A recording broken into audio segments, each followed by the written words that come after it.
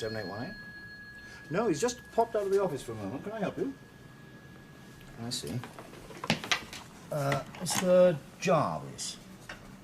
Business, is it? I understand. Would you like him to call you back? Okay.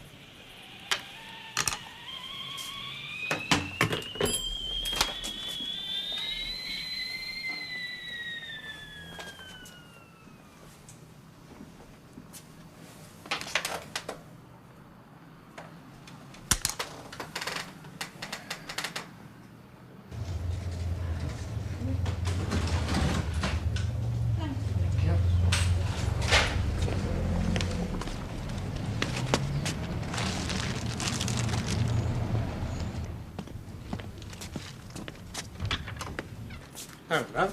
Kettle boiled, so I took it off. I got held up at the baker's.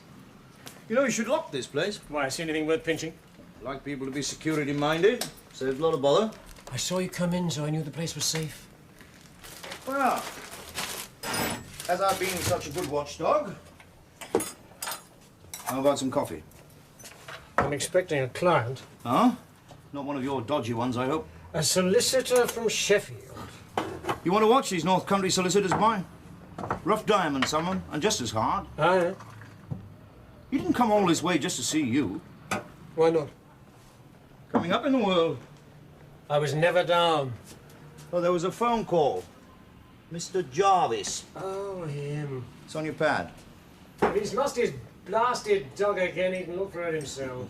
Keen. We'll make it a quick cup of coffee, shall we? Okay. I'll go when your client comes. I know when I'm not wanted. Yes, I've noticed that. Here you've been making some inquiries about Arthur Bellingham. Oh, yes. 51 Watergate Street? Mm-hmm. I knew you wanted something. Who told you? Your Unit B boy? Was it a credit inquiry? Sugar? Oh. Yes, it was a credit inquiry. What's he trying to buy? Why, is he bad risk? No, I didn't say that. You're telling me something? No, just asking. Mr. Marker?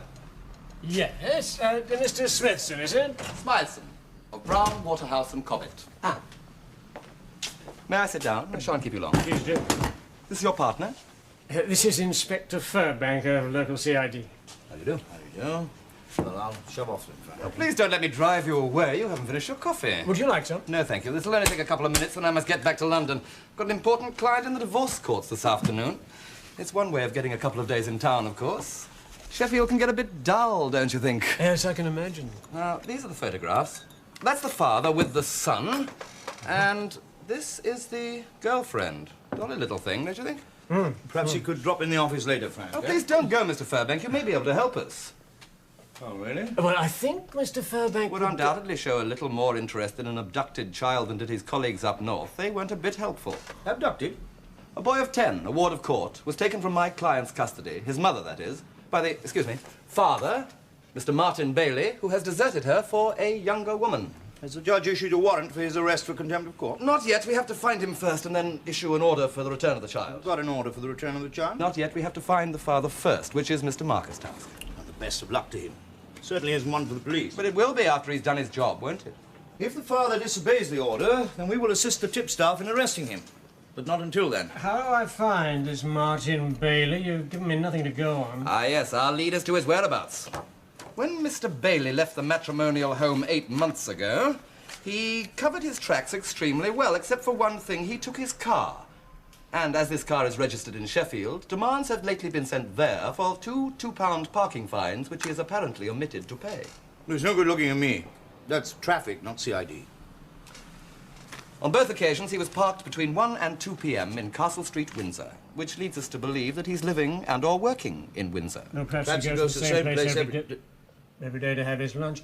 What kind of a car? Dark blue Rover 2000. LOY 341G. 6 guineas a day plus expenses, wasn't it, Mr. Marker? Half a mo. 6.30, not enough. It'll do. It's just that I need more information. I mean, what's his job? What does he do? He's an engineer. Good one, I'm told. He had quite a responsible job in the family firm. Oh, the family firm. Her family. I don't want him back, of course, just the child. Oh, what do I do if I find him? Well, contact us at once and we'll send somebody down with an order immediately. What, you? I hope so, Mr. Marker. I hope so. Makes a change from those dark satanic mills. Good morning. Good morning. What was that, for heaven's sake? A rough diamond North Country solicitor, didn't you say? You didn't tell me why Arthur Bellingham was wanting credit. Didn't I? No? And since you're so interested in him, I shan't recommend him. He won't get credit. It's a bit brutal, isn't it? My duty is to my client. I'm paid to protect them from risks, and a man known to the police is reckoned to be a risk. Well, you should know. Still, it's a pity. Why? Well, if he can't borrow the money, he'll likely steal it. Do you know what? You and I should never swap information. We always do someone no good.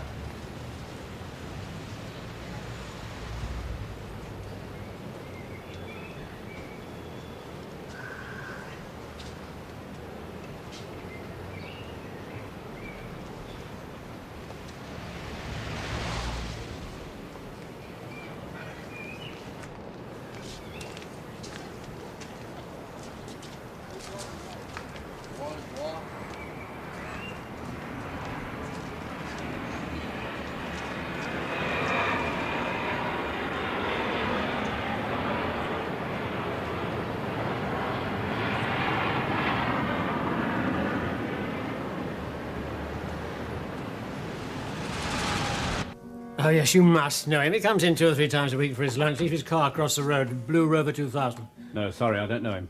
You must know Mr. Bailey, Martin Bailey. He's about, my height, 30-odd. He's an engineer. Sorry, sir, I don't know him. Excuse me, please.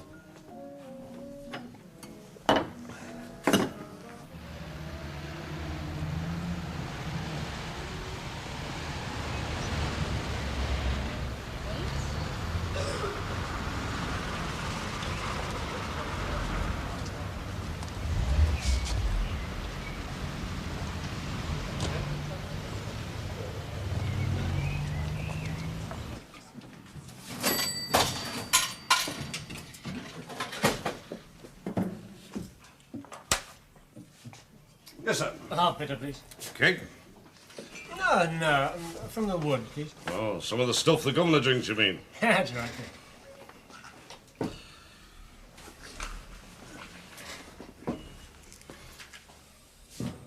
Go. Thank you.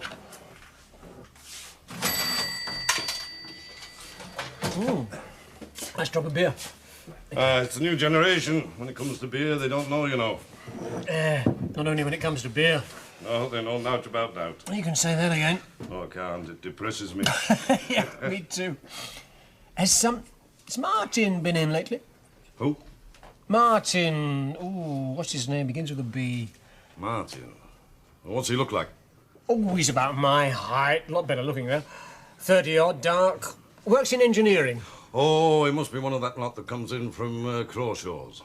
Crawshaw? Crawshaw's Engineering. They make those conversion kits for motor cars. Oh, yes, I know. Turn your family saloon into a death trap, huh? Aye, one of them's called Martin, I think.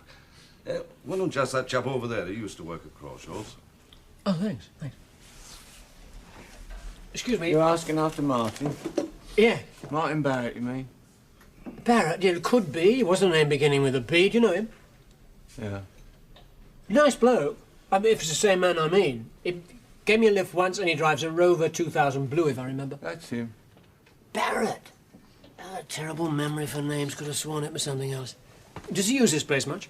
Occasionally. He was in here yesterday. Ah, sorry I missed him. Was it something important? Just wanted to buy him a drink, that's all.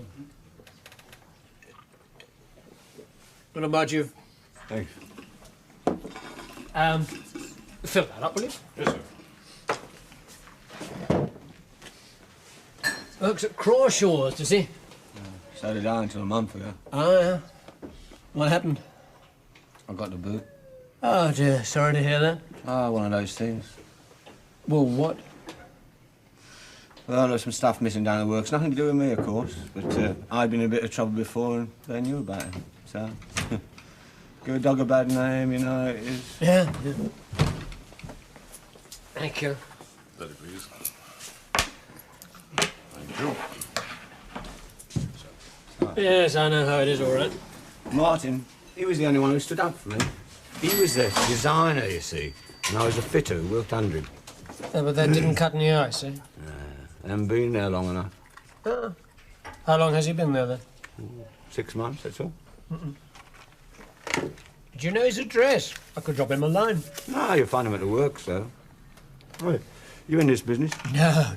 Oh, you're lucky. I'm trying to start up on my own. I've got the premises, but I haven't got the equipment. I can't get it. Why is that? Well, I've got no cash. The bank won't lend it to me. I'm trying to buy it on a never-never, but the finance company won't say yes or no. Which company? Well, I know a few managers. I might be able to put in a word. Could you really? I could try. It's Allied Finance. What's your name? Bellingham. Arthur Bellingham.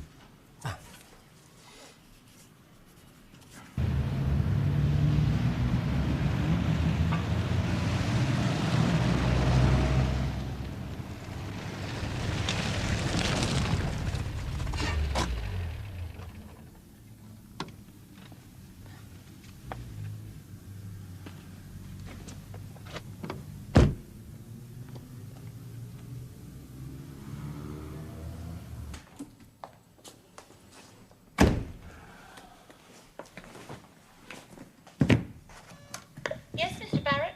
Any messages, Jane? Mr. Crawshaw wanted you to attend the sales meeting at 4 o'clock. And there's a Mr. Marker to see you. Who? Mr. Marker? Who's he? He didn't say. All right, send him in.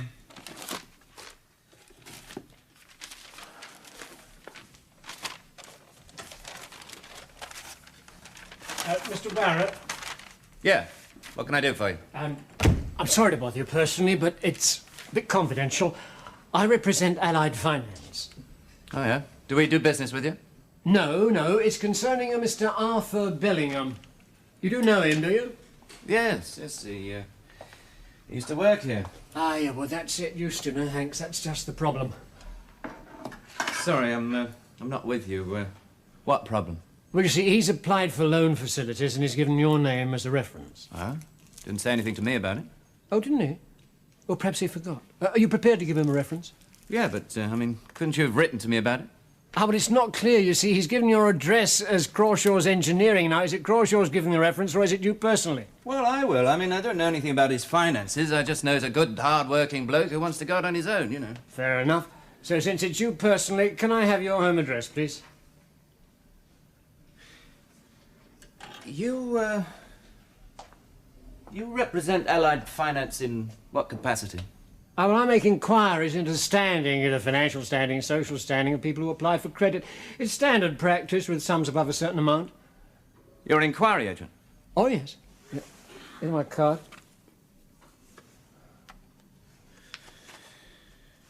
Yeah, well, that seems to be above board. Yes, right, you stick to it. Yes, if you want to ring up Mr. Thomas at Allied's Reading office, he'll vouch for It's me. all right. It just seems an awful rigmarole just for a reference, you know. Well, I could tell Mr. Bellingham that you're not willing. No.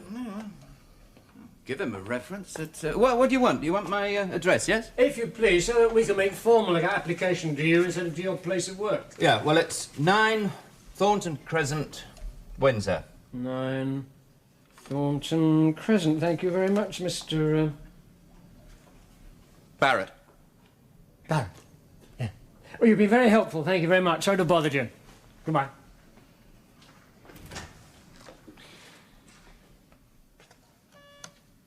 Yes, Mr. Barrett? Jane, get hold of Arthur Bellingham for me, would you? There'll be a number for him somewhere in the office. Tell him I'd like to meet him after work at the Rose and Crown.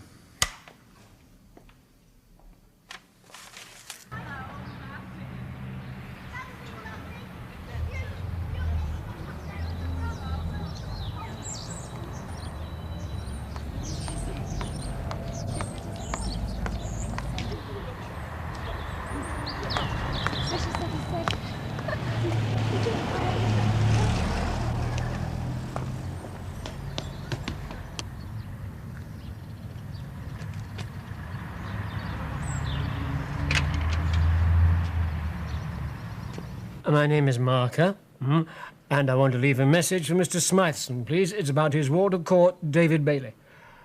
Yes, I know Mr. Smytheson's at the law courts in London. That's why I want you to get in touch with him. Will you tell him I've found Mr. Bailey, and that if he can get an order this afternoon for the return of the child, I might be able to serve it tonight. I mean, you tell me, is it urgent or isn't it? I've done my job. It's up to you whether or not you want to fool about and lose your client's child again. Now, I'll spell it out. I don't think Mr. Bailey has spotted that I'm on to him yet, but he's no fool. Now, if you proceed at the usual solicitor's pace, you'll lose him. You never gave me as a reference. I wouldn't do that without asking you first. How long have you known this bloke, Marker? Well, I'd never seen him before today. He came in here at lunchtime asking after you. Me? He said he knew you. Bastard. What's the matter? Well, he's a private detective and I've given him my address. Is he after you for something? No, it's my boy.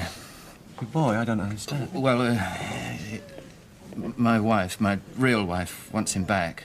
I had no idea. Well, you weren't to know, were you? Well, look, if there's anything I can do. Yeah, thanks. I think I'd better be getting home.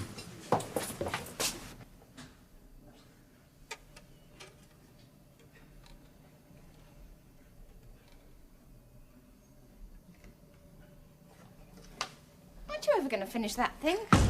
Oh, can I have a nut? Wait. I did ask. They're for your father. The drinks for him. So are the nuts. You know how he likes them. So do I. And I haven't even got a Coke. Can I have one? No. Please, Anne. Well, you don't deserve one. But I need one. To wash the nuts down. Oh, all right, then. Get one out of the fridge. Thanks. Oh, and get a glass for it. I'm not having you drink it out of the bottle. Okay. Hello, love.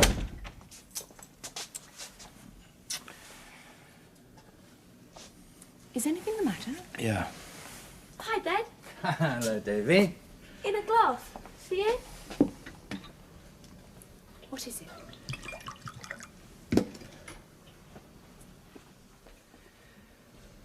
She's on to us. Mum, you mean? Yeah. Does that mean we've got to move again?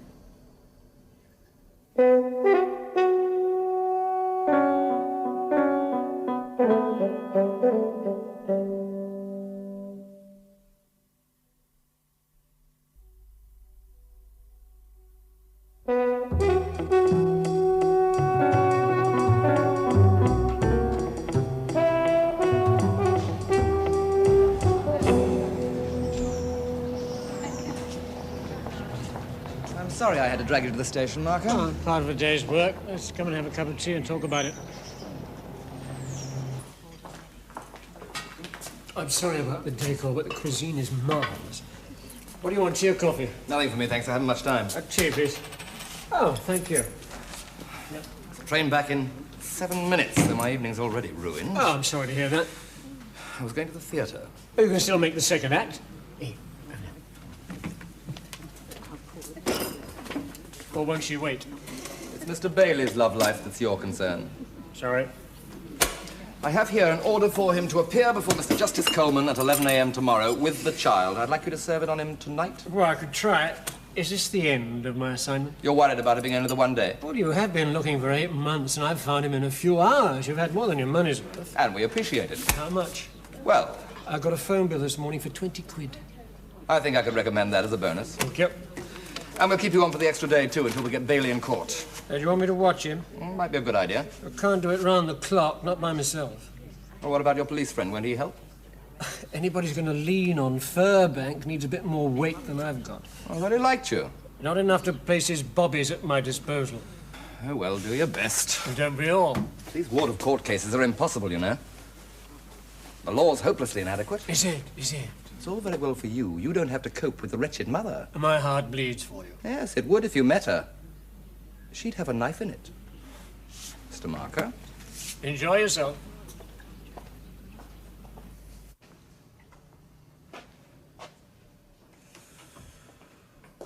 Is he asleep? Just about. He's upset. Thought of going back to his mother, isn't it? Well, I'm not surprised. You spoil him. I don't. just he's my boy and I'm fond of him. Well, I'm fond of him too, but this situation does him no good. Well, whose fault is that? I mean, that woman's a monster. She just has a huge desire to possess people. They become her thing. She's no real love in her, just a huge desire to possess people and never let go of them. I mean, she'll grab Davy and she'll ruin him, and I can't let that happen. Well, are you sure this man Mark is working Yes, certain.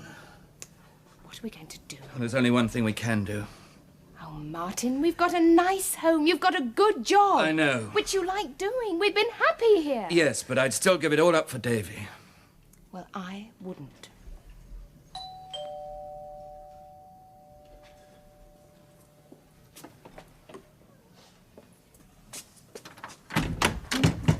Mr. Martin James Bailey? Yes, Mr. Marker, I've been expecting... This is in order to appear before the Royal Court of Yeah, Justice all right, tomorrow. skip the rigmarole. Come on in. That is necessary. Yes, it is, please.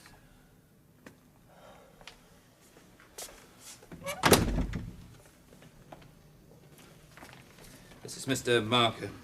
Good evening. Good evening. So I'm to appear at court at 11 o'clock tomorrow, yes? That's right, with your son.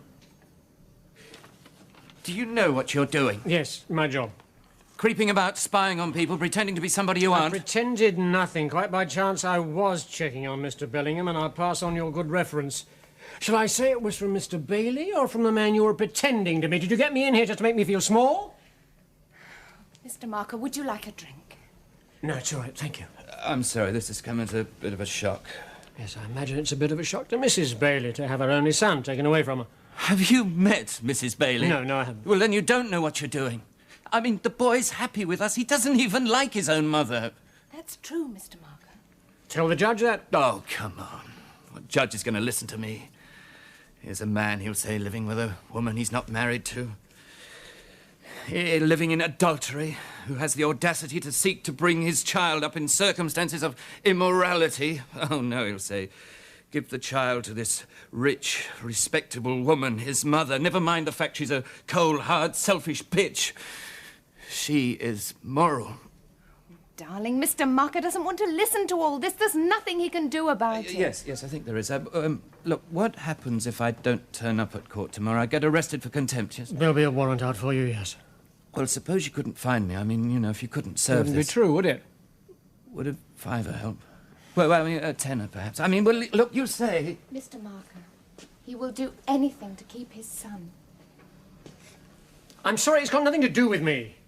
What's the matter? You woke me up. Oh, it's nothing, love. Back to bed now. Mr. Marker's a business friend of Daddy's. Dad? He's not come to take me away. No, I want to stay with you and Anne. No, it's all right. You're not going. You mean that? Yes. Come on, love. You won't let anyone take me away, will you, Anne? No, darling, of course not. You see?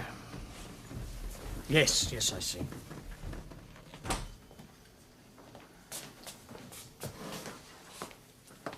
Sit down, Mrs. Bailey. Did you drive all the way down from Sheffield?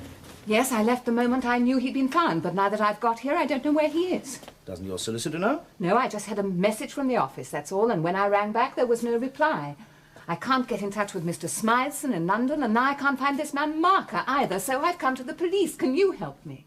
Well, I'd like to, but I'm afraid it's not really a police matter. My son has been missing for 8 months. He's now somewhere here in Windsor. Surely you can't ignore that. I'm not ignoring it, Mrs. Bailey. It's just that I can't act on it. You see, there's been no offence in law committed. Don't talk to me about that. Just listen for a moment. If your child had been taken from you by a stranger, or if we thought he'd come to any harm at all, I can assure you that every policeman in the area would be out looking for him now. But he's with his father. And for his father to take him from you is not an offence, however much it distresses you. But the court has ordered him to bring David back. Tomorrow morning. See, until he disobeys that order, we can't touch him. For God's sake, he could be leaving the country now. Well, we can stop that. Would you get me the Chief Immigration Officer at London Airport, please? No, call me back.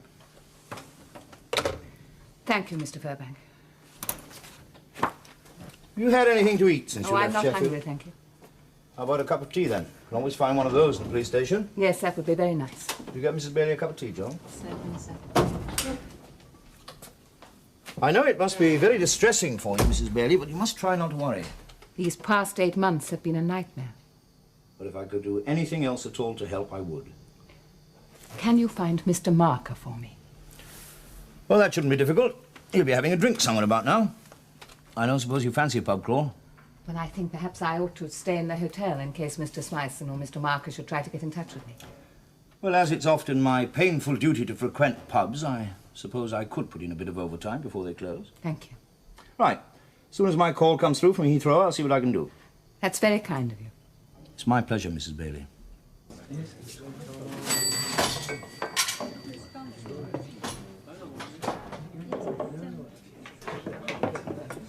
What's wrong with the White Swan, then? Nothing.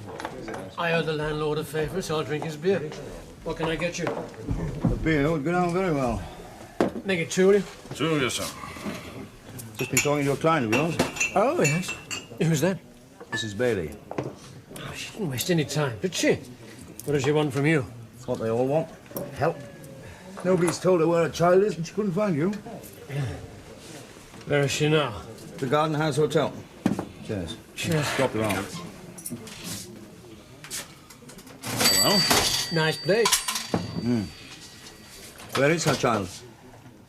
I thought you said this morning that this wasn't a police matter. What's made you change your mind?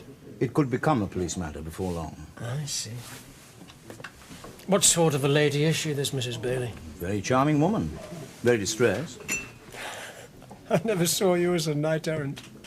Ditto. Well, they got a very nice setup. Bailey's girlfriend and the boy, very nice. I can't wait to break it up. You're getting sentimental, Frank. All the grubby jobs you have to do and you're getting I sentimental. don't have to do anything and I don't take the grubby jobs. You don't seem to like this job much, but you took it. I live and learn. Do you? The hard way. And what do you get out of it? £6 and a bad conscience? You should try something else, Frank. Is Bailey planning to skip? I didn't ask him. Look, you're not helping me and you're not helping your client. Oh, an appeal to my professional integrity. I can't resist that. Well, suppose Bailey does try to skip. Can you stop him? I think so. How? Well, he's about to commit an offence, like contempt of court, isn't he? And if he does, and I let him go knowing that, then I'm going to look a bit silly when I'm told to arrest him, aren't I? And I don't want that, do I? No. And neither do you? No.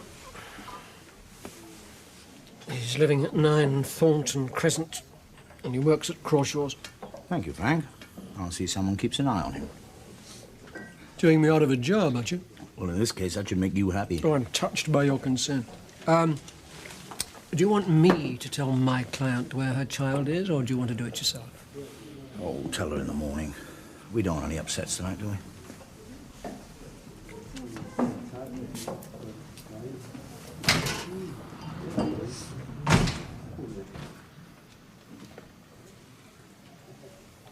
Thank you. Good night.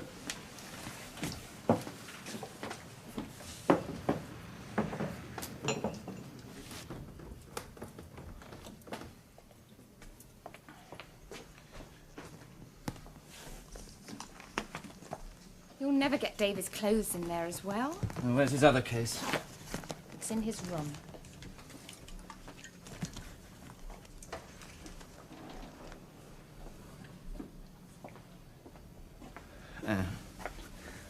Love, come with us, please. I can't bear the thought of leaving you behind. Then don't. We've got to get out of the country. It's our only chance. Surely you can see that. I don't want to leave England. What's here, for God's sake? It's my home. It's where my friends, where my family are. It's where I've been happy. Well, you've been unhappy too. That doesn't matter somehow. I don't want to live in another country. I belong here. Look, we could go to America. I could get a divorce in Mexico. We could get married. You're just dreaming, love. You might find it very hard in America. All right, so that's a chance I've got to take. It's a challenge. It's not a challenge. You're running away. I've got to take him away. I can't let him go to her. I promised him. Then you had no right to make a promise like that. To give up your home, your job, me. It was a cruel promise to make. I had to. Do you think he'll thank you for it when he's older? I don't know. Well, he won't, you know. Not if he's any kind of a man. He'll hate to be reminded of what you sacrificed for him, and you will remind him. That means you're not coming. No. All right. I'll go and get him ready. Oh, Martin, don't go. Please, I couldn't bear it. Well, then come with us. Look, you don't understand. I want to have children of my own. And I want to bring them up in a place that I know and understand, not somewhere miles away. Well, Dave is not all the children you could have. No, love. No. Oh, God, what am I gonna do? Oh, stay and fight her. I can't. I'd lose. I'd lose him, and he'd lose me, and he needs me. So do I. Oh, love, please. Hello, yes. Arthur? You saw them together? What is it? Just hang on a minute.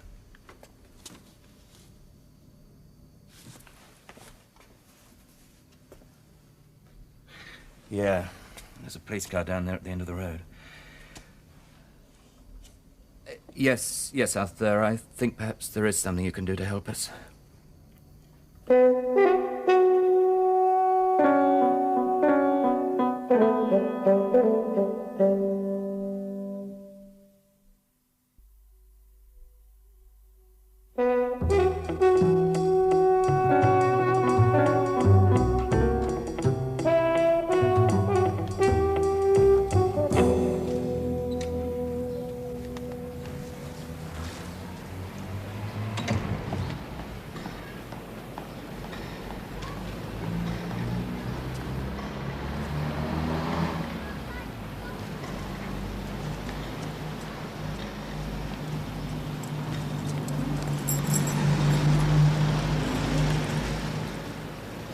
Mr. Marker?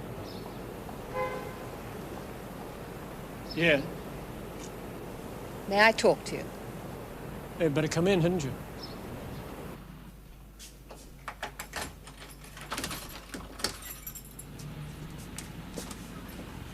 Look, what can I do for you? I'm Ruth Bailey. Sit down, Mrs. Bailey, will you? Where were you last night? I couldn't find you. I couldn't get in touch with the damn fool solicitor who hired you. I had to go to the police in the end. I lie awake all night, frantic with anxiety. No one tells me a damn Just a thing. moment, Mrs. Bailey, I please. want to see my son. Yes, all right. Now. Do you mind if I open my letters first? Won't take a minute. Now sit down, please. I saw your son last night. He seems very well. He's living at a house in Thornton Crescent. Where's that? About 5 minutes from here. I'm sorry nobody told you. Everything's under control. Are you sure he's still there? He should be. The police were keeping watch all night. Is she there too? Oh, yes. You met her? No. She seems a pleasant enough girl. Quite capable. They're looking after him very well. Now, I'm only trying to reassure you. I don't want reassurance, Mr. Marker. All I want is my son. Can we go now? Look, before we do you intend to take your son with you? Of course. So what if they won't let you? They'll let me. I don't want to get involved in a physical tug of war, not over a child. I'm going to take my son, Mr. Marker, and I expect you to help me. Mrs. Bailey, may I remind you that I was engaged as an inquiry agent, not as a strong-arm man?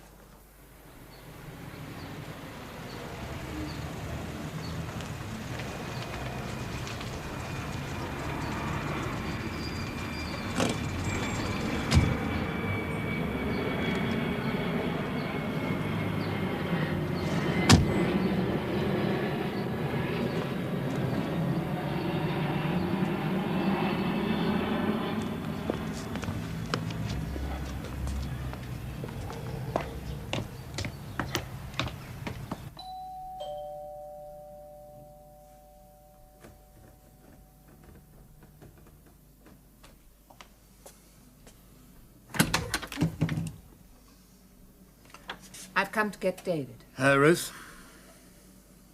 Where is he?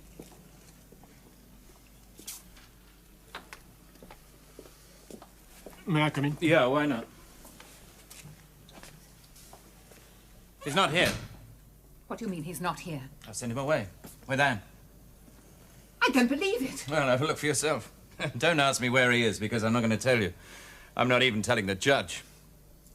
Do you mean you're going to go to the court this morning without him? Yeah. You realise they'll put you in prison? Yes, that's possible. It's even quite likely. Are you out of your mind? No, I'm not surrendering David to you as a hostage. I'm quite prepared to go to prison for him. You're insane. No, not really. They can't keep me inside forever. Not for contempt. Let's see what he means to me, and I'll fight you for him. Excuse me, I think I ought to be going. I think you're lying. I think he's still here somewhere. Do you mind if I go and look? All right, don't take all day about it. I never thought it would be possible to hate anyone as much as I hate you. It's mutual. You're a cheat, a liar, a womanizer. God knows what I ever saw in you. I can tell you, you liked me in bed, so you decided to buy me. Have you the staggering conceit to suggest that you were value for money? I was flattered by the attentions of an older woman. All focused below my belt, of course. And I mistook all that lavish attention for love. It wasn't love you wanted, it was sex. Oh, and you didn't, of course, no, but you wanted my money with it. I took nothing from you. Only David. He's my boy. And mine, or have you forgotten? You'll never get out of that prison until I get him back. I promise you that. Look, Rose, don't you think it might be a good idea if... For God's sake! You're not going to try sweet reason on me now, are you? You make me vomit. Have you quite finished? Yes, they must have gone out the back way. There's a gate from the garden into the playing fields. Brilliantly, did you? You bastard! You can't do this to me and get away with it! I can and I will, and I hope it hurts. I don't understand you people. You don't seem to care about your son at all. You just use him to hurt each other.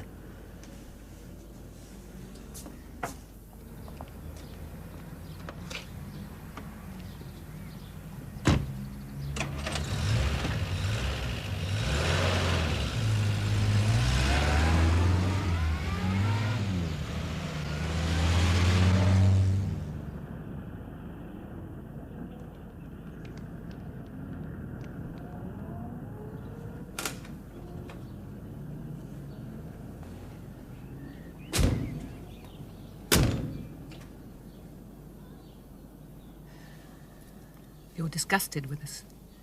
No, I wouldn't say that. I wouldn't blame you.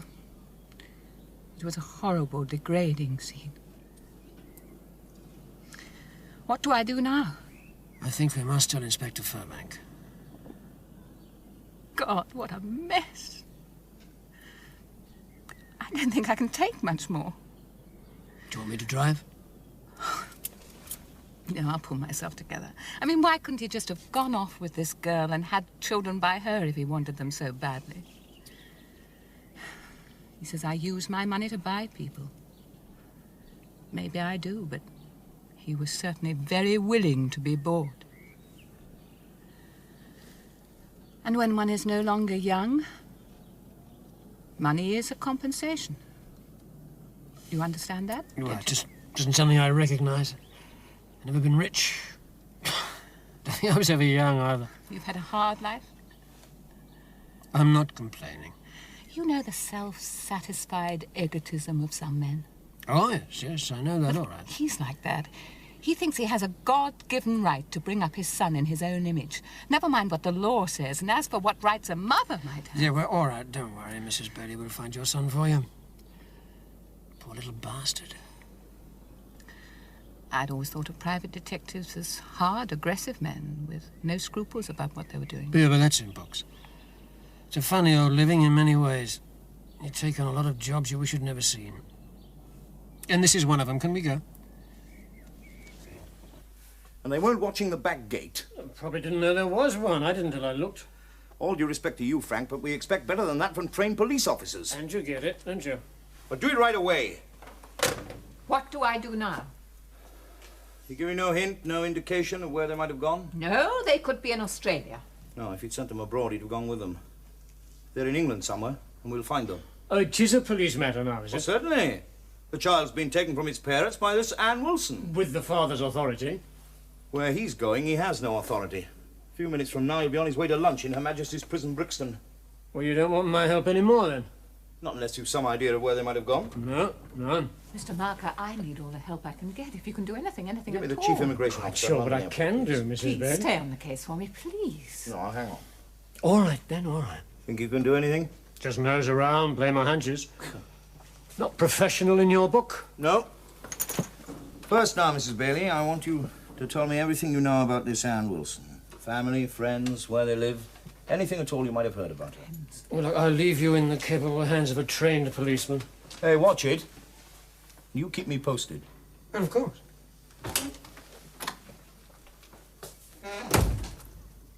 He did find them in the first place. Oh, he's all right. Now, Anne Wilson. Well, I know so little about her. She comes from London. Her father's a doctor in Ealing, I think. Good, that'll help. Why don't you question my husband? Not yet, Mrs. Bailey. In a couple of days, perhaps. It's marvelous what the first taste of prison will do to a man's outlook.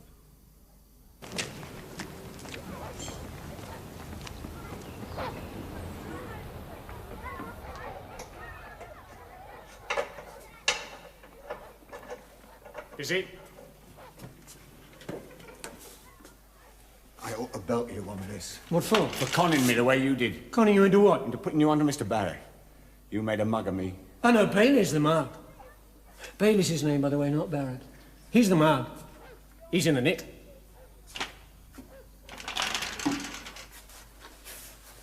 He'll be in reception now. They'll be taking everything off him and dumping him in that stinking bath. Ah, it's degrading, isn't it, the way they treat you when you first go inside? How would I know? Oh, I thought you did. Who told you that? That bloody copper, I suppose. What copper? Furbank, I've seen you with him. Oh, don't talk about him like that. He's a nice enough fella. He's very concerned about you. Me, why me? I've done nothing. Yeah, but he's worried you might. If you don't get your loan. Well, ain't that nice of him? How is business, by the way? See for yourself. Yeah, you really do need some equipment. Wouldn't Bailey have lent you the money? Why should he? Oh, why not? You did him a good turn. You tipped him off when you saw me and Furbank in the pub last night, didn't you? Oh, I think it's highly commendable. Shows you're a loyal friend. Shows you feel responsible. When you're assessing a man, that's the sort of thing you look for. Assessing a man? What do you mean? Well, Allied Finance are assessing you, aren't they? Okay. I do the assessment. You're giving me the creeps, you do. Who are you, snooping on, me or Mr. Bailey? I could say that you're a solid, dependable citizen. You didn't owe money about the place. I've checked on that. And that you're a good, hard worker. Unlucky, of course. Yeah, unlucky to run into you. Oh, perhaps not. These companies don't like lending money to people who've been inside, you know. Doesn't matter how hard you try to live it down, always counts against you, I know. Aye. You done a bit of bird yourself, then? Oh, yeah. That's a shame about your friend Bailey. First time in the nick, and not even the release date to look forward to. It's up to him, innit? He knows what he's doing. I think you know, too. Yeah? When you found him last night, did he ask you to help him? Well, I would have in his shoes. I'm saying nothing. A pity. Great pity. For all concerned.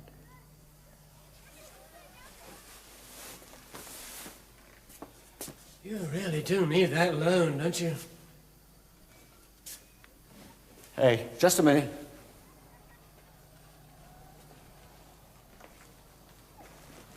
Look, that kid means everything to you. Means a lot to his mother, too.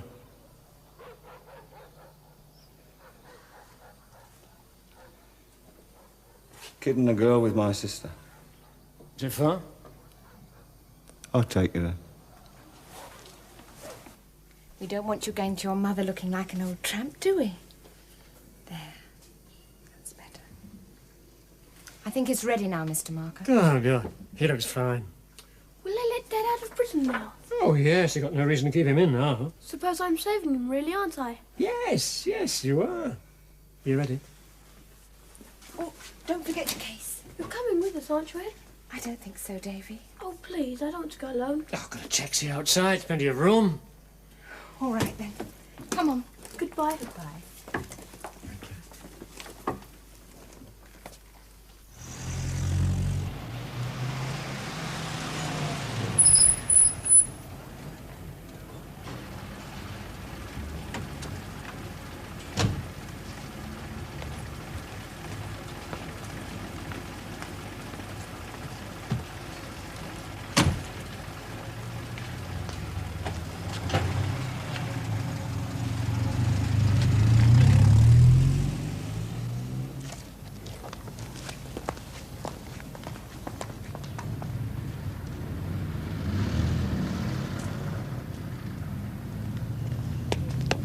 Would you tell Mrs. Bailey her son's here? She's expecting him. Oh, certainly, madam. I think she's waiting in the lounge.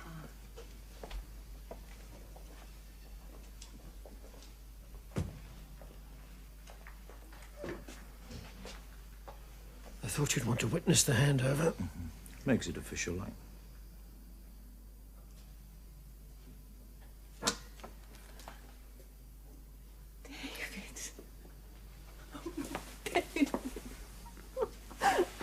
Wonderful to see you.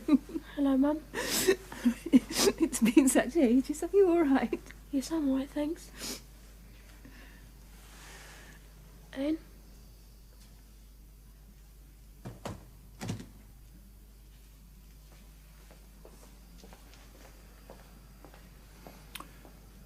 Well, I'm satisfied. Aren't you?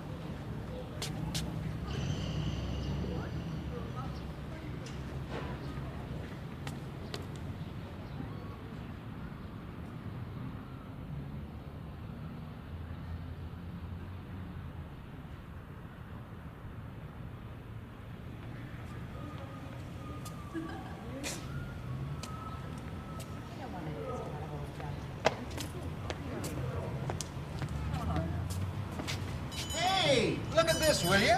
The silver. So?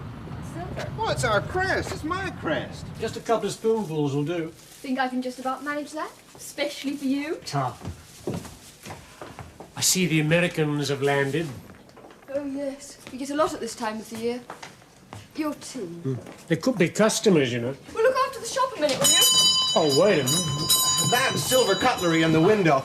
Yes, very nice, but I'm afraid I that don't I'm- care if they're already sold. I'll top it. I must have them. No, you see, I don't work here. The young lady, she'll be back in a minute. Oh, pardon me. Oh, that's all right. That's all right.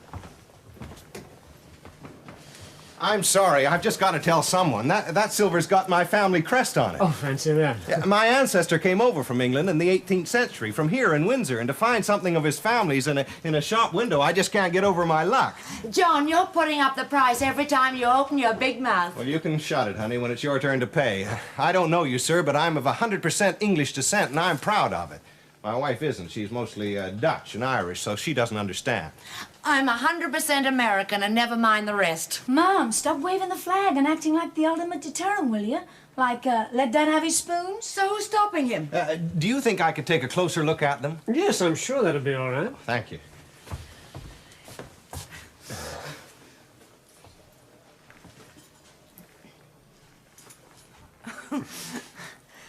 My husband's just crazy to find some trace of his English relatives. It's their crest, all right. It's the same as on my wine goblet back home. He seems to have struck lucky. What he really wants is to find them. He thinks some of his English cousins still live around here, but he just can't trace them. And he's not going looking for them. We don't have that kind of time. Oh, you're going back soon, are you? Next week. Well, look, if I can be of any assistance, my office is just up the street here. Frank Marker. Here's a young lady. She'll help you. 2 for you and 1 for the pot. Thank you. I think the gentleman's interested in the cutlery in the window. Oh.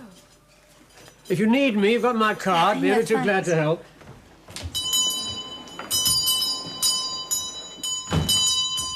It's lovely, isn't it?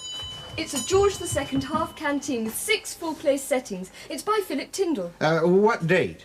Look, the P means 1750 to 1751.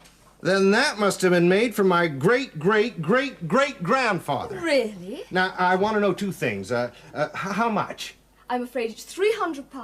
Now, let's see, that's... $720. I'll take it. And, Honey, aren't you even going to bargain? and secondly, and more important, how did you come by it? Well, I'm not sure. I'd have to ask Mr. Huberman, the owner of the shop. Well, let's have Mr. Huberman in. Where is he? I'm afraid he won't be here till tomorrow morning. Oh, he'd know, wouldn't he? Oh, I'm sure he would. If one of the family had sold it to him? Well, I wouldn't bank on that. I mean, it could have been sold years ago and been through several hands since then. Yeah, I guess so.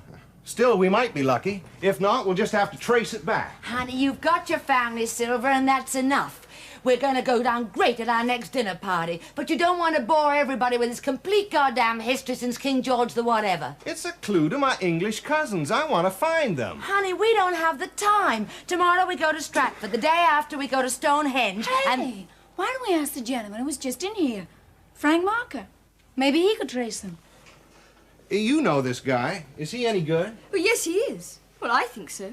Well, that's it then. Now, I'd like this stuff sent around to my hotel here, and as for paying for it, you accept credit cards, huh? I got half a dozen here to choose from.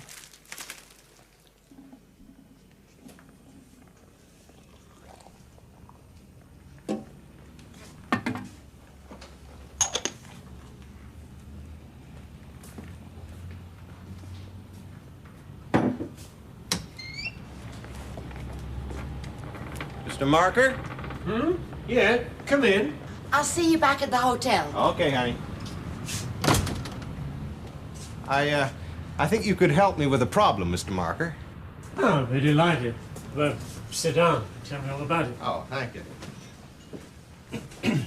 Would you like a cup of tea? Oh, no thanks.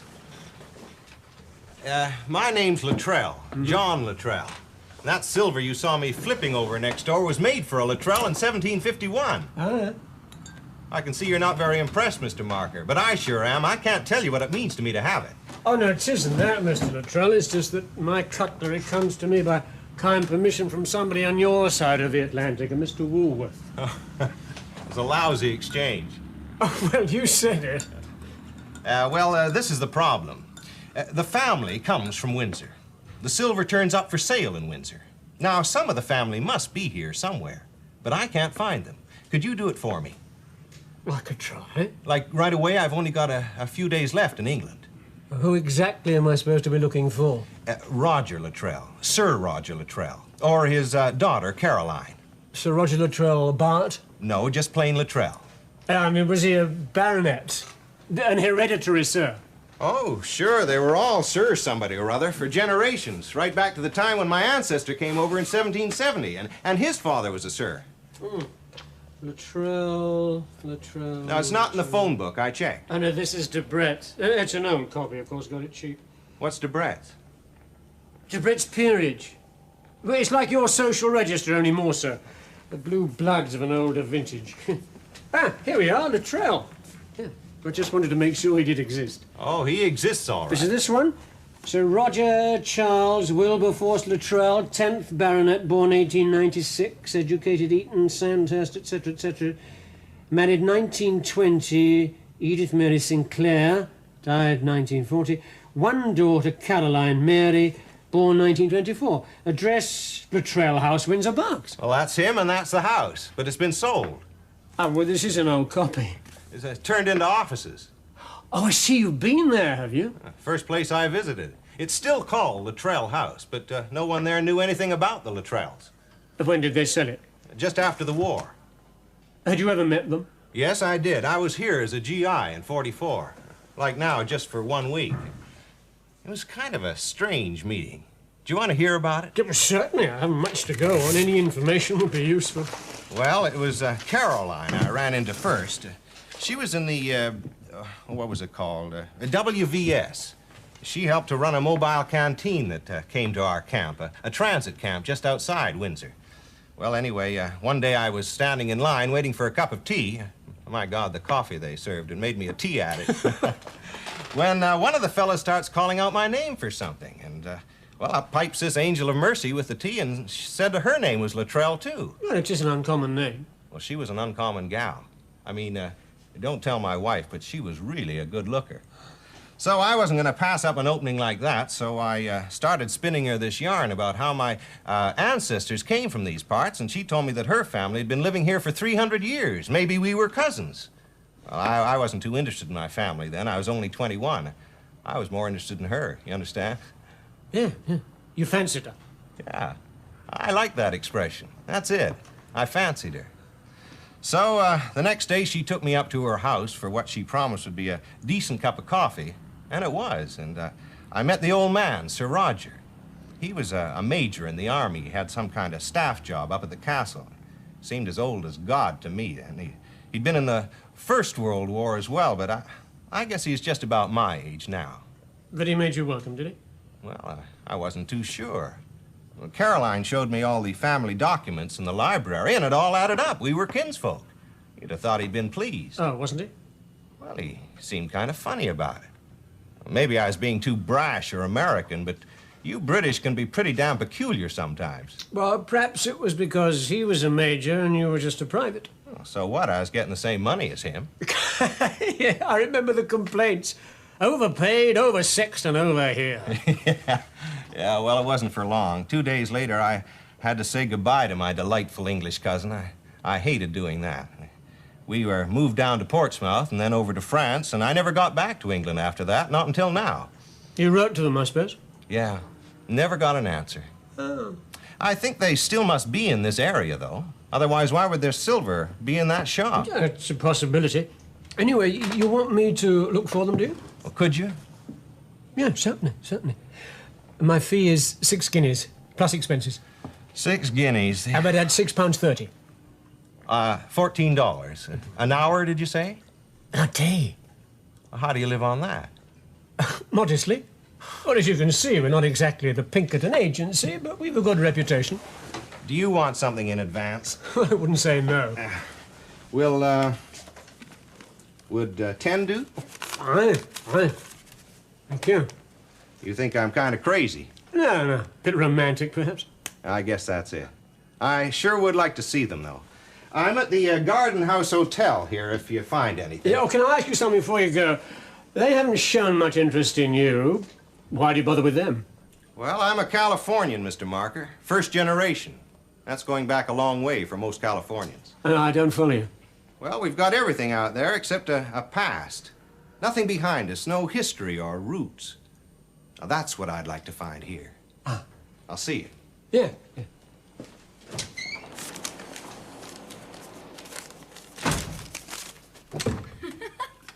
Hey, there's Andy Cap in this paper. Darling, have you had breakfast yet? Yeah, I had it in my room. Lana, you're nowhere near ready yet. There's plenty of time. Of course, he's British. Who? Andy Cap. Of course he's British. Now do go and get dressed or we'll miss the bus. Do you mean there are people actually like him in this country? I suppose so. Then why didn't I meet them? I seem to meet no one but other American tourists. Like those stupid, awful people from Brooklyn we met at Hampton Court. Huh, imagine coming all this way just to meet a couple of bums from Brooklyn. Now put that down and go and make yourself presentable, huh? Mom, I don't want to go to Stratford. I'm sick of looking at old buildings. When you've seen one, you've seen them all. What's eating you? She doesn't want to go to Stratford. Dad, I don't want to go to a place that's full of Americans. That's no way to see a country. I'd rather go play darts in a pub like Andy Cap. But it's Shakespeare's birthplace. So what? I could never make head nor tail of him anyway. But you gotta come. You might never have another chance. I'd rather help Mr. Marker look for our English cousins. He doesn't need you. I think he does. He looks kind of, undernourished. Like he needs help. And this invoice is all you've got to go on, is it? Mr. Huberman would have explained it to you himself, but he had to dash off to an auction. I'd rather hear it from you anyway. Well, that's it. He bought it from those people, Thompson. I wonder where they got it from. I expect they acquired it from some private individual. Ah, yes, but who? Well, Mr. Huberman didn't ask. Why not? Well, the Silver Vault's pretty reputable. I mean, they wouldn't deal in anything... What? Stolen? No, they wouldn't buy anything like that. Well, neither would Mr. Huberman. He doesn't need to, does he? He buys it for 240 quid one day and sells it 3 days later for 300. I made the sale, and I get commission. And you made a rich American very happy, and you got me a job. Thank you. Oh, your tea. Tom. Oh, you needn't have bothered. Come in. I'm sorry to disturb you. Come on. Sorry to disturb you just as you're going out, but do you think I could have one of the spoons? One of the spoons? Well, it would be a help. Then I can show people what I'm inquiring about. Oh, yeah, I guess so. The silver's all I got to go on, you see. I've tried one or two other lines of inquiry, like checking the voting register, but no luck. Now, you will take good care of it, won't you? Oh, with my life. I could help him look after it. We're not going through that again. You're coming to Stratford with us. Mr. Marker has a job to do. I am not going to Stratford. I don't care for Shakespeare. Now, honey, we can't leave you here on your own. No, it's done. I'm a big girl now. I'd rather help Mr. Marker look for our family. Your family? Mine and Dad's, not yours, Mum. I can manage very well on my own, thank you very much. But I'd just love to help you, Mr. Marker. Please. It'll be fun for me, and I'd meet some English people. Okay. Since I've got such a Philistine for a daughter, Mr. Markey, do you think you could take her on for the day? Well, I am used to working alone, you know. Oh, please, Mr. Marker. Look, I'd pay you danger money on top. No, it's not that. I just don't think you'd be at all interested. Oh, want to bet? I can tell you what I'll find interesting in Stratford.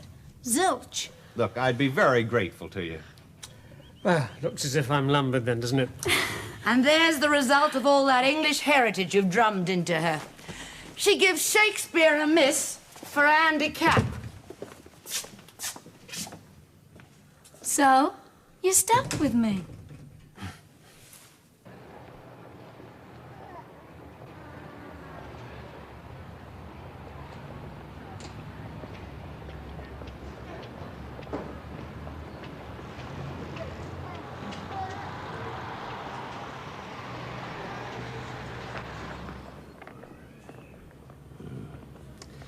Certainly is a beautiful piece.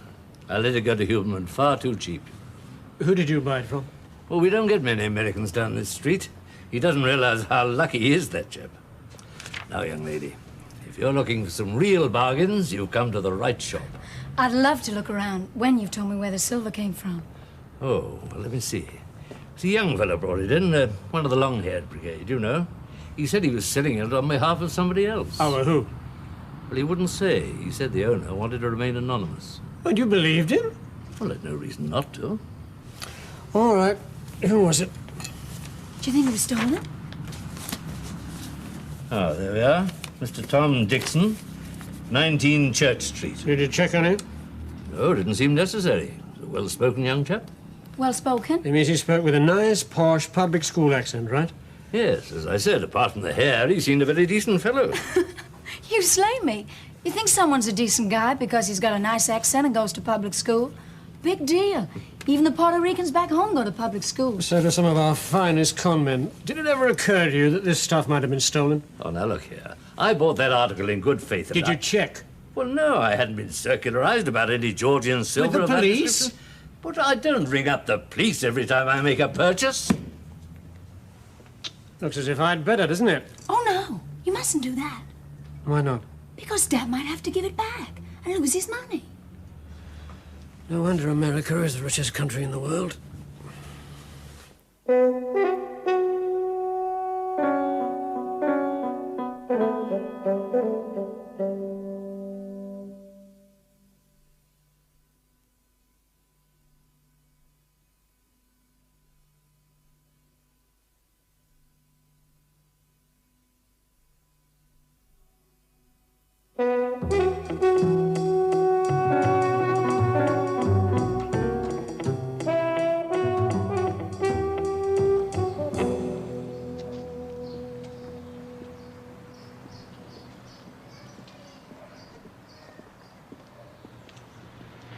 Now listen, if this Tom Dixon isn't above board, I'm going straight to the police.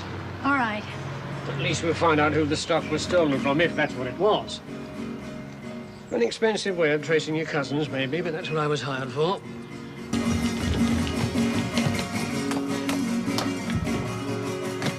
Good morning. Does a Mr. Tom Dixon live here? In there, the one making the noise. Thanks.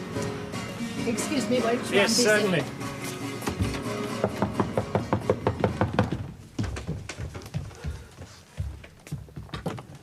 Mr. Dixon. What is it? My name's Marker. What do you want? Well, I'm making inquiries on sorry, behalf... I'm not at home. Inquiries on behalf of me. Well, you don't look like bad news. Maybe I should employ you. Save me trying to get my foot in the door just helps you up to the keyhole. Do forgive me. I'm frightened of opening the door to strange men. They always want to hit me with something, like a writ or a summons. We thought you might be able to help us, Mr. Dixon. How right you were. I'd be only too delighted to help you. Come in. You mind if I come in too? No. Feel free. This is what we're inquiring about. Uh-huh. My father's just bought it. It belonged to my family, the Luttrells, and we'd like to know where you got it from. Luttrell, eh? What's your Christian name? Lana. You're not one of the family, too? No. What's your interest in it, then? Professional. You sold this to the Silver Vaults on behalf of someone. Yes. Do you mind telling us who? Bloke I met in a pub. What? You're from the States. How'd you guess? Are you here for long? About a week. What bloke you met in what pub, Mr. Dixon? Nobody special. Have you been to Casa Paco yet? I don't think so. I play there. Hey, let me show it to you this evening. For this town, it really swings. Do you mind if I get back to this? Yeah, I'd like to know where you got that from, too. Sorry, can't say. Why not? Well, this chap didn't want anyone to know he was selling it, so he asked me to do it for him. What? Look, don't ask me to give him away, because I won't. I promised. Was the silver his to sell? Yes, as far as I know. Now, is he a member of the Luttrell family? That's all we want to know. I just want to know if he's one of my English cousins so I can meet with him. Well, I don't know. I didn't ask him for his pedigree. I just took the silver to the shop for him and gave him the money. But with no questions asked? No. Either you're stupid or you think I am. What do you mean? I'm beginning to think this stuff was stolen. You could be done for your part in this. Did you know that? Dishonest handling, they call it. Oh, buzz off. Oh, look, you don't look like a dishonest guy. Why can't you tell us? Because, Lana, I'm a man of my word. Have you got a phone here? Yes, outside in the hall. Excuse me.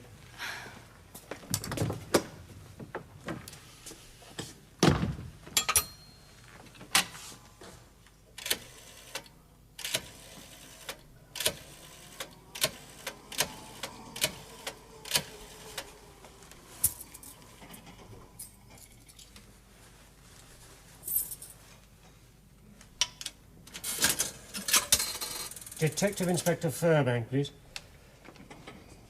All right. No, I'll hang on. Are you calling the police? Yes, that's right. About him? Yes. I don't want them coming round here. All right, then.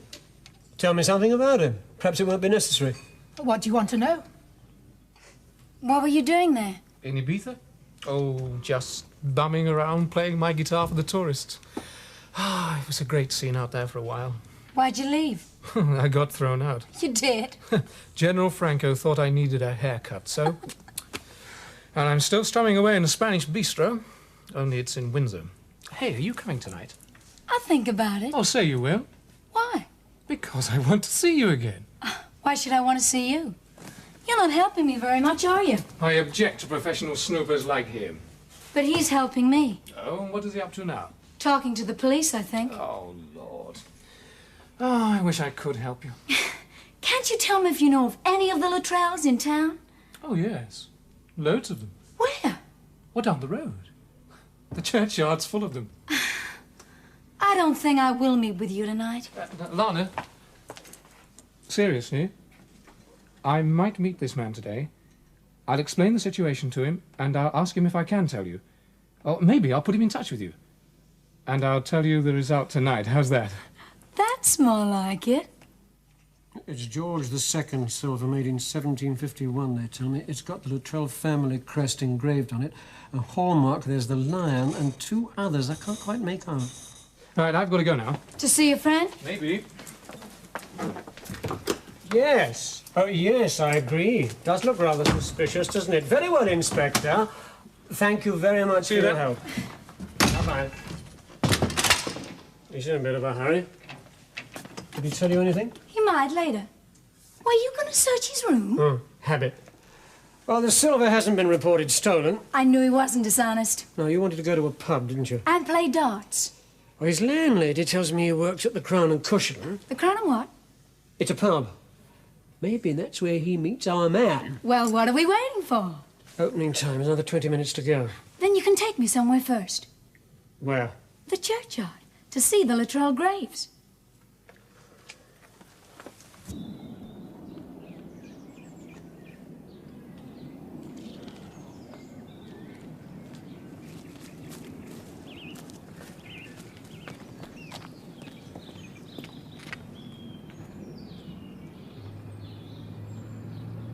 Hey, look at this one, Mr. Marker.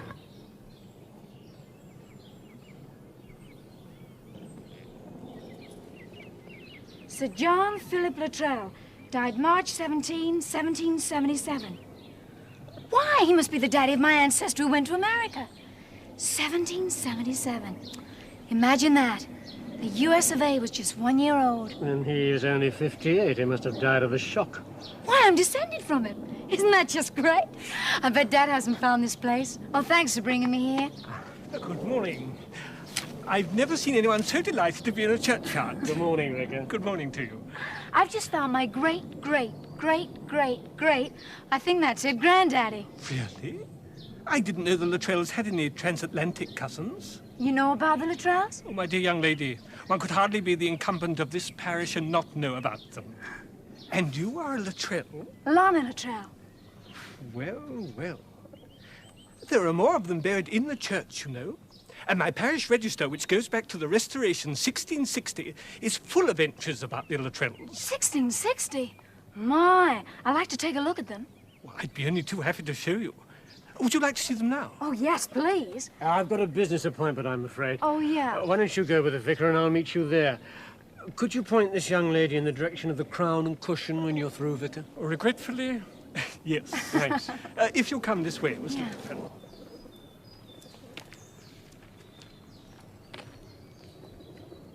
Oh, wow.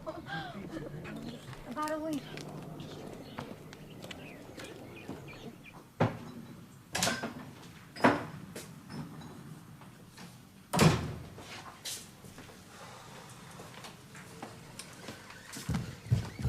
Well, you don't give up easily, do you? No.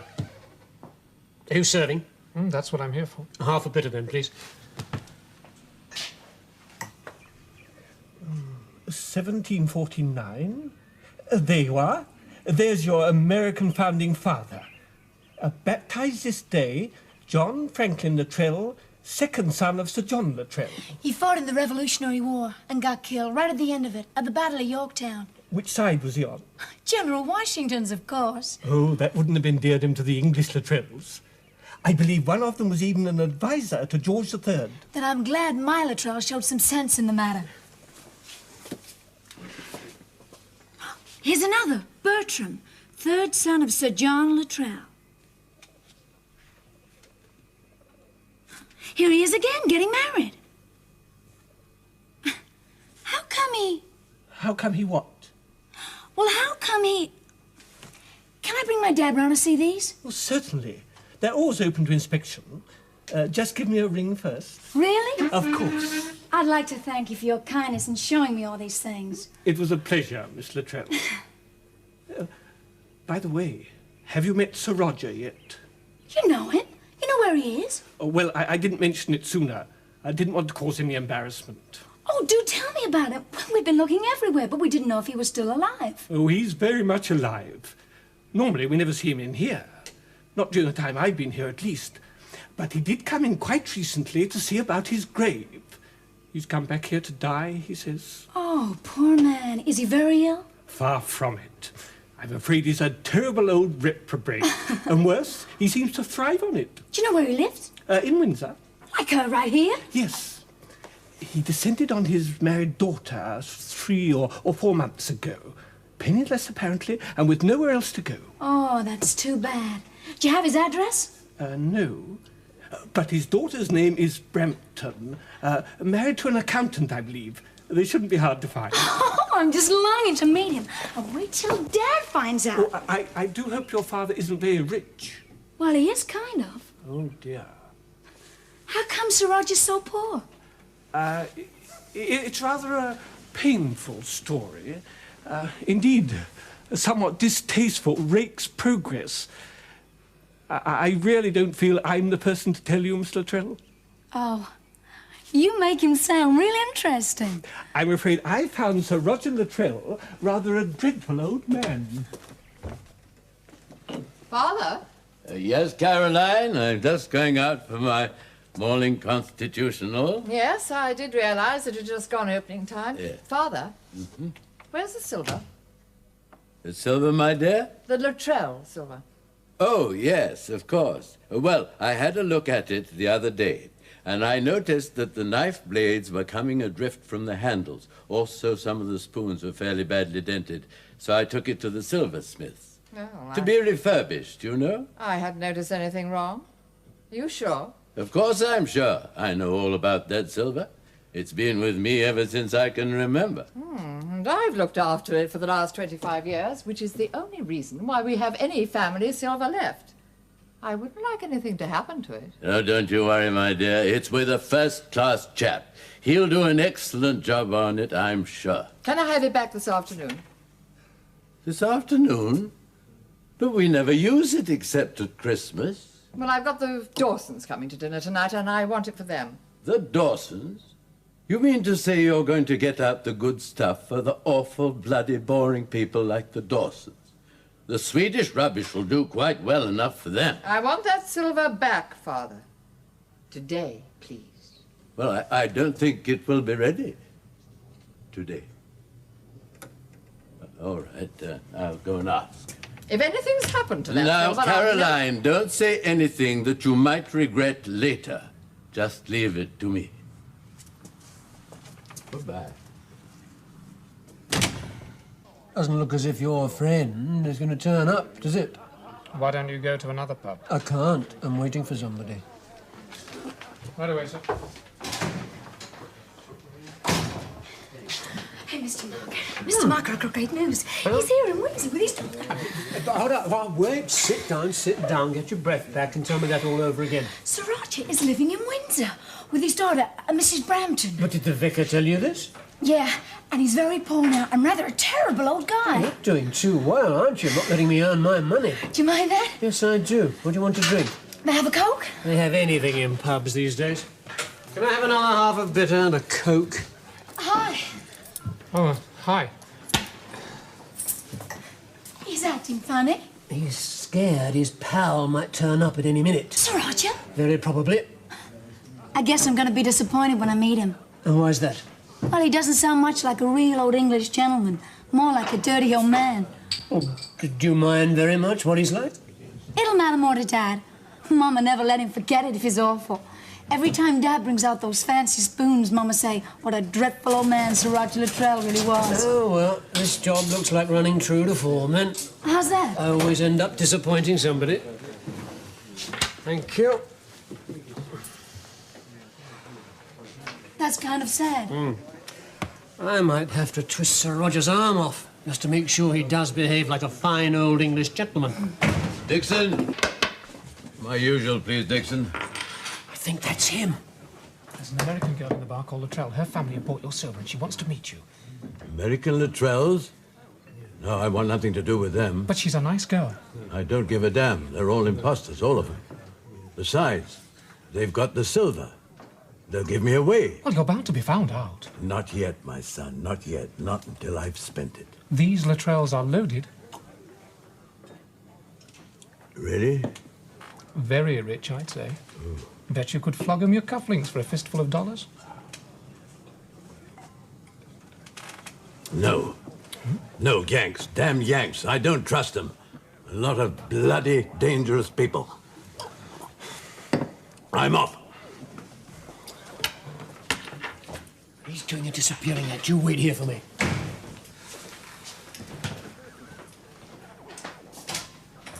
That was him, wasn't it? Yes, and I'm sorry, love, but he just doesn't want to know about you. Then neither do I. About you.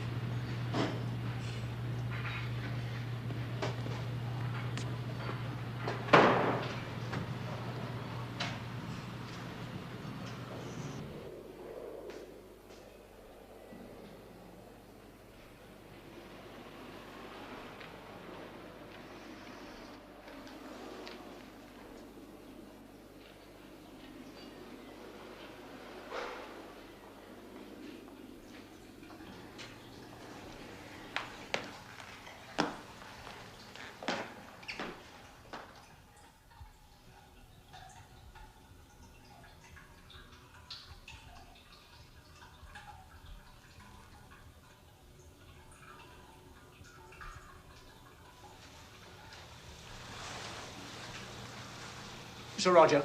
I don't think I've had the pleasure. So I noticed. Yours, I believe. Once upon a time. Oh.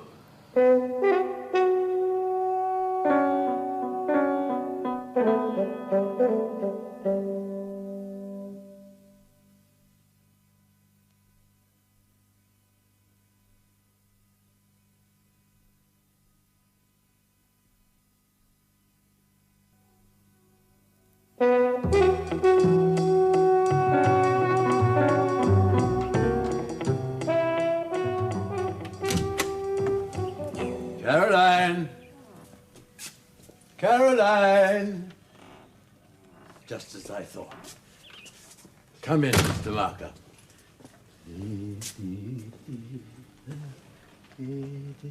Ah, my son-in-law has left his drink cabinet unlocked. A wretchedly stingy man, Mr. Marker. He's an accountant or something. I shouldn't be at all surprised if he hadn't marked the bottle. My eyesight's not very good. Can you see if there's a line there? No, can't see a thing. Oh, good. We're in the clear. You know it's terribly difficult getting this stuff on an old-aged pension. I think it's high time that the government raised it. So you're forced to sell the silver, are you? And they're so mean to me in this house, you know. I can't tell you the privations that I have to endure. You know, no cigars, no wine with my meal, no brandy or port after it. All that's locked up and kept in the cupboard for their boring bloody friends when they come to dinner, and in such vile company I cannot appreciate it. No, life can be very, very hard. Sit down, Mr. Marker. Thank you. Mr. Marker, you're a man of the world. I think I can talk to you. Though you have got me into a corner, damn it. I think I can talk to you. I am in a dashed, awkward situation. I don't mind telling you. Sir Roger, was the silver yours to sell? Oh, yes, of course. But you see, unfortunately, my daughter has been looking after it for quite a while, and I think she might well be annoyed. Yeah, well, so long as the transaction was legal. Yes, but she might even throw me out. Mr. Marker, do you think you could tell her that the silver was sold to your clients in error? A mistake by the man in the shop? No. Oh, really? Well, then what do you suggest that I do? Sir Roger, I'm not acting for you. I'm acting for your cousins. But it's all in the family. But you keep telling me they're not family. What are they? But do you want to meet them or don't you? They're very anxious to meet you for some strange reason. Are they really? Why? What do they think I am? Some ancient British monument? Can I charge an entrance fee? Why are you so reluctant to meet them? Well, I have my reasons, but I don't suppose they mean much anymore. Well, how's that?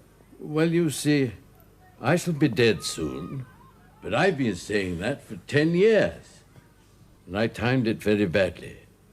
You see, I thought I'd die before I ran out of money, but I didn't, unfortunately. And of course, the title isn't worth what it used to be. It used to be good for 200 or 300 to sit on the board of some bucket shop. But that's all over now. And all the viscounts and earls have moved into the racket.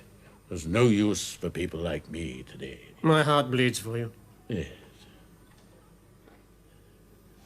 Tell me, have they any money? He's quite well off, I'd say. Oh. Let me see. What was it? He was a GI in the American Army when I met him. In that awful sloppy uniform. Covered in medals for shooting, basketball, and what have you. They even got medals for scratching their bottoms on the barbed wire. No, I didn't care for him. Still, how did he get his money? I think he went out and worked for it. Something quaint like that. Oh, they'll do anything for money. Still, has he got much? Why don't you ask him? You have to be very careful, Mr. Marker, how you put the bite on these Americans. How did you do with him? All right? Sir Roger, do you think you could stop treating me like an accomplice?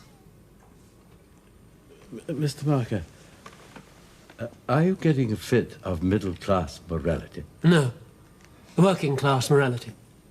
Oh, well, I do think that is even worse. Have some more of my son-in-law's scotch. No, thank you. You see, Mr. Marker, I am 75, and I can't pretend any longer. I have studiously avoided meeting this American. I don't want to meet him. And if I did, I'd like to think... You'd like to think that there might be a handout in the offing? Well, yes. Maybe they'd give me my silver back. I could leave it to them in my will, just alone until I'm dead, to keep my daughter happy. You'll have me in tears, Sir Roger. But it's a beautiful ploy, isn't it? And it would solve everything. Until the next time you flogged it. Oh.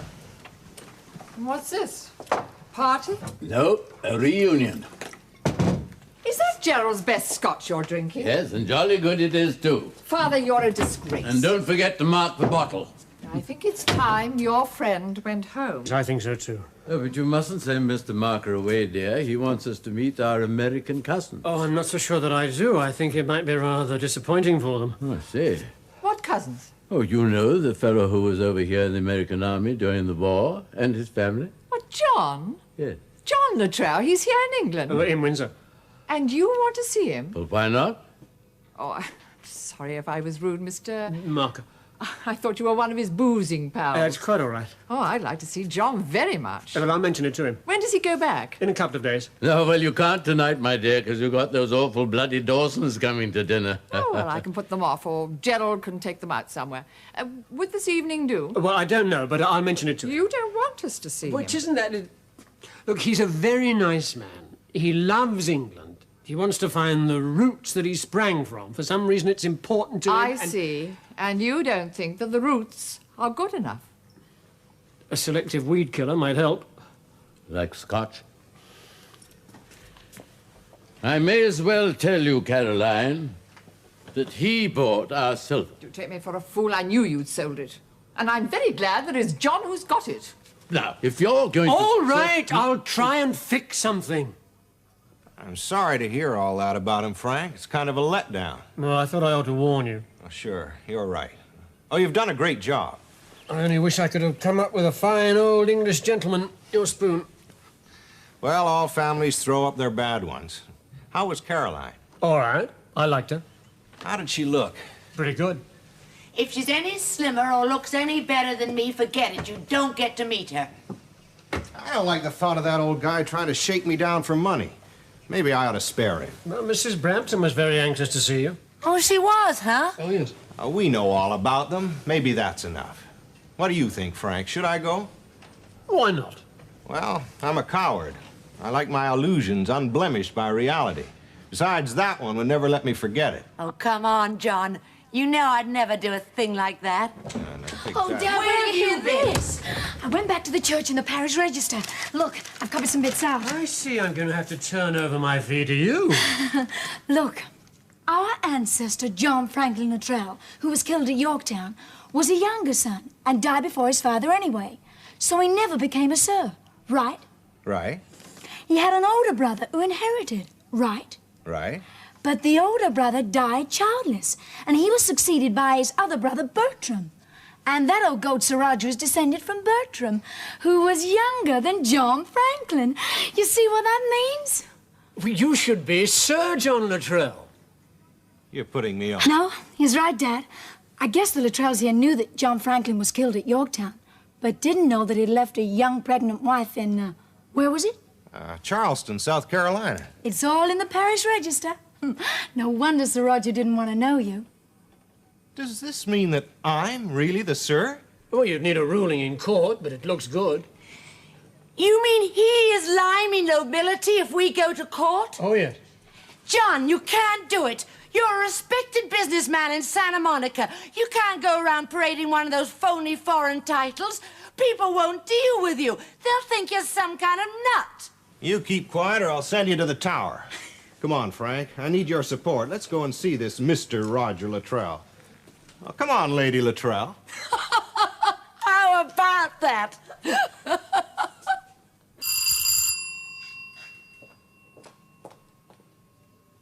Now, Father, don't let the side down. Of course not, my dear. I will give my celebrated imitation of a fine old English gentleman. And don't forget to pass the hat round afterwards. Mr. Marker, do come Good in. evening. This is Mrs. Luttrell and Mrs. Lana. Please do go in. Lana? John. Well, I wouldn't say you haven't changed. Oh, I would. Well, you're bigger, you put on a bit of weight, but it suits you. Well, you haven't, and you're just as beautiful. I'm very glad to see you. Oh, my God. We are allowed the good stuff tonight. Mr. Marker, help yourself to a drink and pour me out one while you're about it. You remember John, don't you, Father? Yes, very well. You've come up in the world since I last saw you. I, alas, have gone down. Well, we both have a way to go yet. I just want a word with John alone. Won't be late. What the devil do you mean by that? I think it means that he's rumbled you, Sir Roger. You gone off your head, too? No. He knows that he has a better claim to the title than you have. Oh, so that's it, is it? Yes. When did you find out? When he came over here during the war.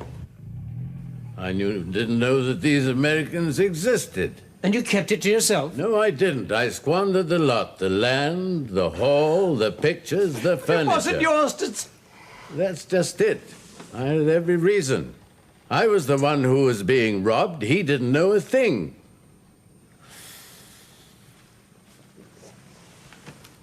Well, I suppose I better go to bed.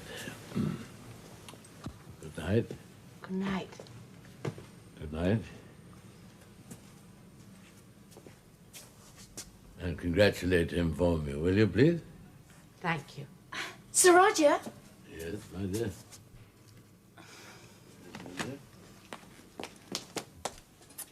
Good night. Good night, thank you, my dear.